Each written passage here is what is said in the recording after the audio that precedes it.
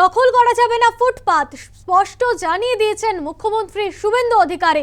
শিল্প বৈঠক থেকে ফের কড়া বার্তা দিলেন মুখ্যমন্ত্রী শুভেন্দু অধিকারী। তিনি বলেছেন যে দখল করা যাবে না কোনো ফুটপাত, নিউ মার্কেট থেকে রাজাবাজার এলাকা কোনো ফুটপাতই দখল করা যাবে না, এমনই স্পষ্ট বার্তা দিয়েছেন মুখ্যমন্ত্রী শুভেন্দু অধিকারী। আপনারা জানেন আজ শিল্প বৈঠক ছিল নিউ টাউনে এবং সেখান থেকে ফের কড়া বার্তা মুখ্যমন্ত্রীর। দখলদারি মুক্ত করতে ফের অভিযান, মুখ্যমন্ত্রীর বার্তায় ফের অভিযানের ইঙ্গিত। ফুটপাত দিয়ে হাঁটার অধিকার পথচারীদের, সেগুলো জবরদখল করার অধিকার কারণ নেই। মুষ্টিমেয় মানুষের স্বার্থে বৃহত্তর স্বার্থ বলিদান নয়, স্পষ্ট বার্তা মুখ্যমন্ত্রী শুভেন্দু অধিকারী। কি বলেছেন মুখ্যমন্ত্রী শুভেন্দু অধিকারী শুনবো। ফুটপাত দিয়ে হাঁটার অধিকার জনগণের রয়েছে, সেই ফুটপাতকে জবরদখল করার অধিকার কারণ নেই। যেখানে সরকারের ভ্যাকেট ল্যান্ড রয়েছে, যেখানে জনগণের প্রয়োজন নেই, সেখানে বৈধ অবৈধ যদি বসে থাকেন মানবিকভাবে দেখব।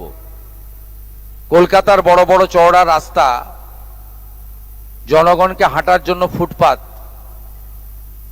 এটা কারো হাতে দেওয়ার অধিকার আমাকে কেউ দেয়নি। আমাকে পাবলিক ভোট দিয়ে জিতিয়েছে, বিজেপি এবং এমএলএরা আমাকে মুখ্যমন্ত্রী বানিয়েছে। আমি জনগণের প্রতি দায়বদ্ধ।